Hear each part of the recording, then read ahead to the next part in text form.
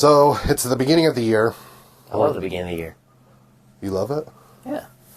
Gives you a chance to start exercising again for a week. That's right. Put the snacks on hold. Yeah. And throw them all away and rebuy them in a couple of weeks. Yeah. I like it.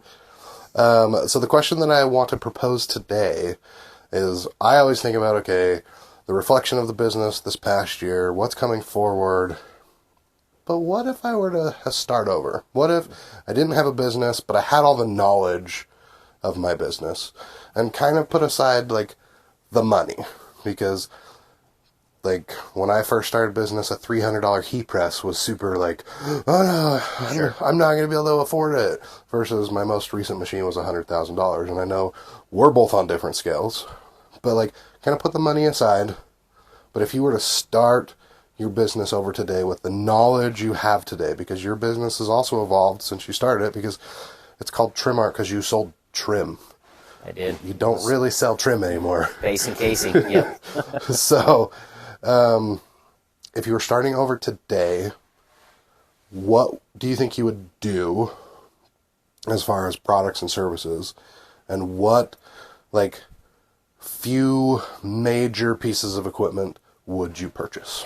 Mm-hmm. So the products and services is probably the hardest question of those, because we've gone from doing kind of retail to complete wholesale back to full on where we're doing everything direct, both wholesale and retail to either wholesale to B2B clients or retail direct to consumer.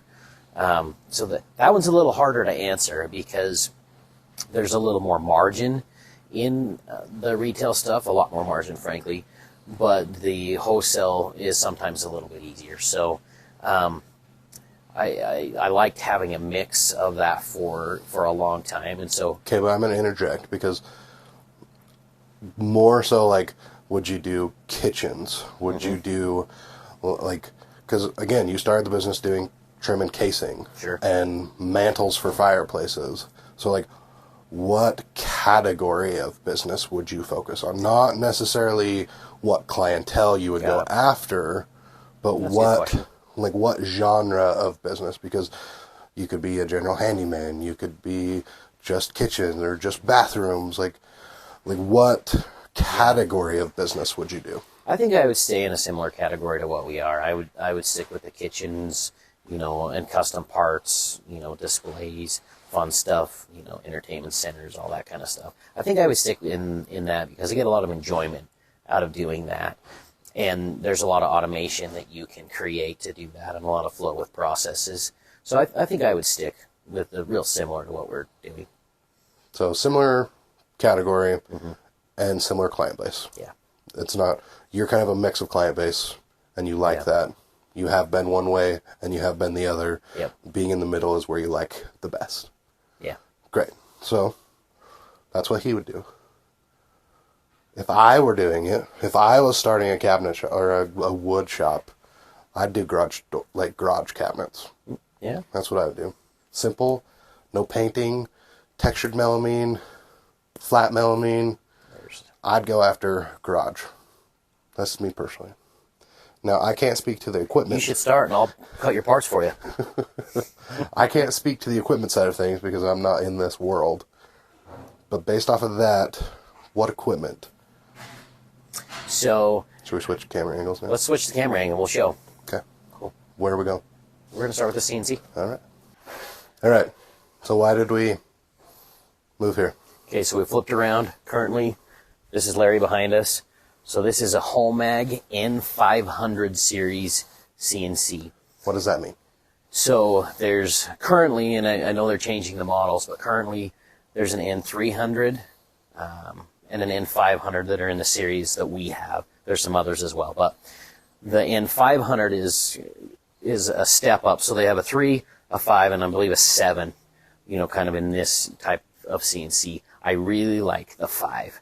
And the reason being is because it has a few more features to it that make things easier than the 300. So you have more versatility on drill bits. The drill block is bigger, There's a lot more drills that we can do, and we do a lot of custom things. Are these the drill blocks? So the drill block is actually, you can't see it, it's inside of the Got it. the case there, so it's next to the spindle, but there's a lot more drill bits inside of it.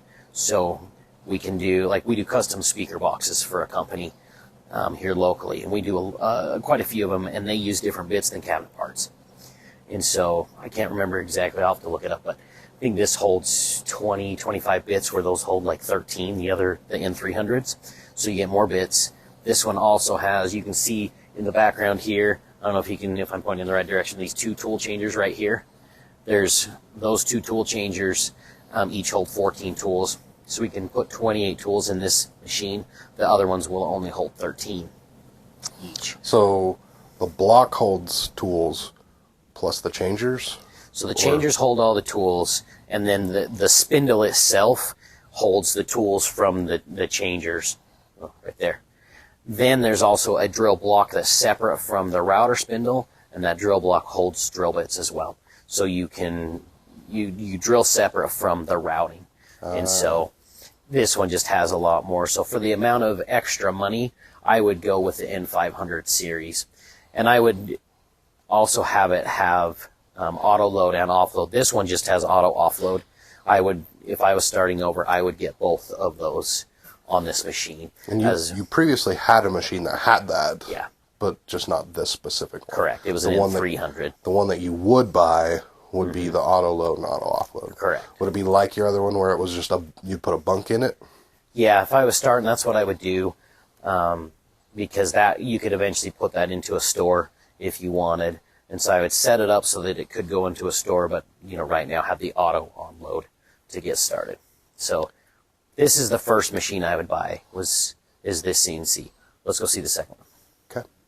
Okay, so this is the second machine I would buy, and these two, you could start a pretty amazing wood shop with these 2 machines. Obviously with some other small hand tools and little equipment, but this is I call it our baby bander. I'd have to look up what the model is. I think it's maybe a 200 series machine. But we have the big, huge edge bander that's super fast, super versatile, but starting out, that would be a hard pill to swallow, because I think currently these days that bander without the return conveyor is about $300,000. So this edge bander was about $100,000. And then we actually bought this return conveyor used. I really like the return conveyor, and I would probably try and get it with the return conveyor. But this little bander has a lot of features. It has corner rounding on it.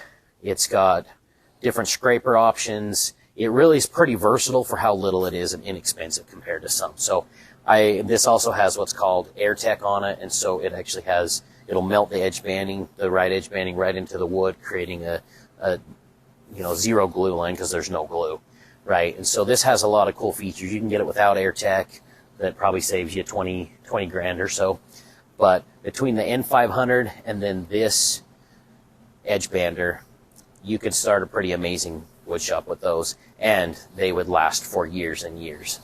So these are the major pieces of equipment. Obviously, you'd probably end up with like a table saw, miter saw, orbital sanders. Yeah. Different miscellaneous, like traditional tools like that. Are there any other kind of major manufacturing tools that you get? And I guess, along the lines of table saws, what kind of table saw would you get? Yeah, I would go with a saw stop for sure on the table saw, just for the safety and the peace of mind. Obviously, you always want to be safe around a table saw, and you never want to rely on a technology to keep you safe, but it's nice having it there. And we have had it set off a few times, and so I like the safety of the saw stop. Are there any other, like I said, manufacturing type tools that you would buy, though? A drill and dowel machine. And we have automated drill and dowel machines, CNC drill and dowel machines. You can get more of a manual one that has multiple spindles, 21, 23 spindles, I can't remember, that'll just drill all the holes for your construction boring. And so I'd probably start out with one of those. Back when I bought our first one, we had one like that. It was $6,000 or $7,000. They're probably still under 10 for something like that.